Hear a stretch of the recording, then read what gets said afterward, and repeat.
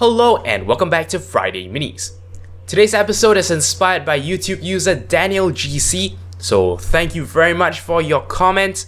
Even though I did address this in, a text reply, let's actually look at this in slightly greater depth in the form of a video. So first and foremost, what is this 2038 bug? You see, on certain computers, when you pass a particular time in 2038, what's going to happen is your date and time representation is going to go all wonky. The reason as to why this is happening is actually an integer overflow. Let's take a closer look at why this is so and how we've actually worked around this problem. Dates on certain systems are actually represented as the number of seconds after a point of time known as the epoch. The epoch is actually the 1st of January 1970. So yeah, basically dates are just expressed as the number of seconds after that point of time. So as you can imagine, it is a very large number, and what's gonna happen is at one point of time, it's gonna get too large to be held properly. You see, the date is actually expressed as a signed 32-bit integer. What does that mean? It very simply means that we use 32 bits to represent the date with respect to the epoch.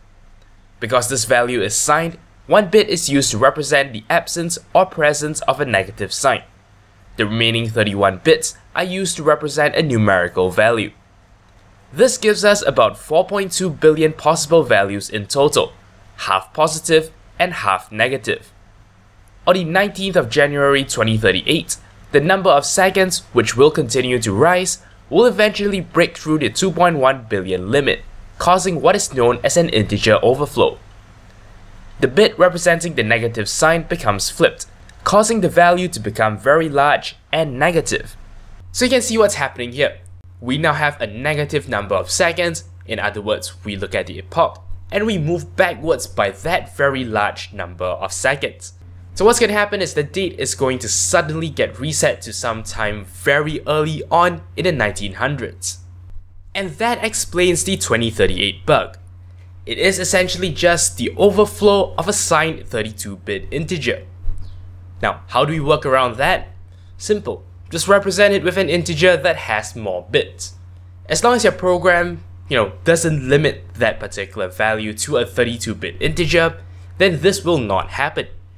At any rate, we are still some years away from 2038, so hopefully in this time we will have already phased out the 32-bit representation of time.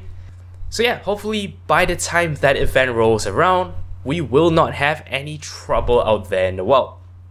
That's all there is for this episode of Friday Minis. Thank you very much for watching, and until next time, you're watching 0612 TV. Thank you very much for watching. If you liked this video, consider checking out the rest of my work on my channel. Alternatively, you may be interested in a playlist of all the other episodes of Friday Minis. If you'd like to show me some monetary support, I am on Patreon. You can find a link to my campaign in the video description. Of course, you can simply like this video or leave a comment. I'll be sure to respond as soon as I can.